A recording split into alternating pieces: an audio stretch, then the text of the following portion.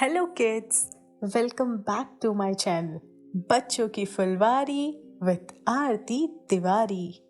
तो बच्चों, आज मैं आप लोगों के लिए एक और नई मज़ेदार कहानी लेकर आई हूँ। आज की कहानी का शीर्षक है महाकपि का बलिदान। हिमालय के जंगल में ऐसे कई पेड़ पौधे हैं जो अपने आप में अनोखे हैं। ऐसे पेड़ पौधे और कहीं नहीं पाए जाते। इस पर लगने वाले फल और फूल सबसे अलग होते। इन पर लगने वाले फल इतने मीठे और खुशबूदार होते कि कोई भी इन्हें खाए बिना रह ही नहीं सकता था। ऐसे ही एक पेड़ नदी के किनारे था जिस पर सारे बंदर अपने राजा के साथ रहा करते थे। बंदरों के राजा का नाम था महाकपि। महाकपि बहुत ही समझदार और ज्ञानवान था। कपि का आदेश था कि उस पेड़ पर कभी कोई फल ना छोड़ा जाए। जैसे ही फल पकने को होता वैसे ही वानर उसे खा लेते। महाकपि का मानना था अगर कोई पका फल टूटकर नदी के रास्ते किसी मनुष्य तक पहुंचा तो ये उनके लिए बहुत हानिकारक हो सकता है। सभी वानर महाकपि की बात से सहमत थे और उनकी आज्ञा का पालन भी करते थे। लेकिन एक दिन एक पका फल नदी में जा गिरा जो पत्तियों के बीच छुपा हुआ था। वह फल नदी में बहकर एक जगह पहुंच गया जहां एक राजा अपनी रानियों के साथ घूम रहा था। फल की खुशबू इतनी अच्छी थी कि आनंदित होकर रानियों ने अपनी आंखें बंद कर ली। राजा भी इस खुशबू पर मोहित हो गया।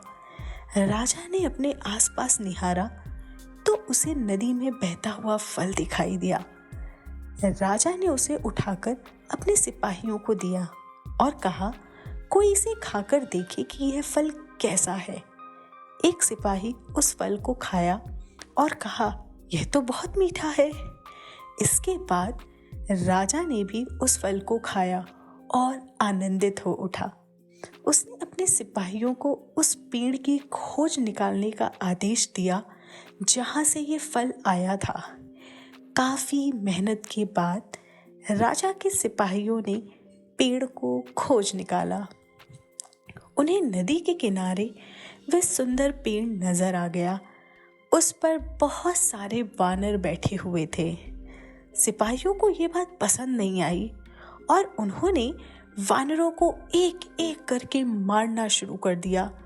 वानरों को घायल देखकर महाकपि ने समझदारी का काम किया। उसने एक बांस का डंडा पेड़ और पहाड़ी के बीच पुल की तरह लगा दिया। महाकपि ने सभी वानरों को उस पेड़ को छोड़कर पहाड़ी की दूसरी तरफ जाने का आदेश दिया। वानरों ने महाकपि की आज्ञा का पालन किया और वे सभी बांस के सहारे पहाड़ी के दूसरी ओर पहुंच गए।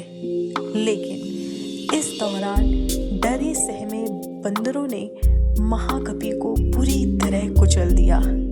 सिपाहियों ने तुरंत राजा के पास जाकर सारी बात बताई। राजा महाकपि की वीरता से बहुत प्रसन्न हुए और सिपाहियों को आदेश दिया कि महाकपि को तुरंत महल लेकर आए और उसका इलाज करवाए।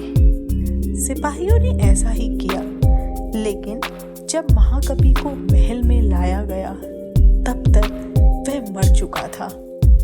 तो बच्चों, हमें इस कहानी से यह सीख मिलती है, वीरता और समझदारी में हमें इतिहास के पन्नों में जगह देती है। साथ ही इस कहानी से यह भी सीख मिलती है कि हर मुश्किल घड़ी में समझदारी से ही काम लेना चाहिए। धन्यवाद। आशा करती हूँ आप सभी को ये कहानी पसंद आई होगी। अगर आप सभी को ये कहानी पसंद आई है तो लाइक कीजिए, शेयर कीजिए और कमेंट करके बताइए कि आप मुझसे और कौन सी कहानी सुनना चाहते हैं। Bye bye.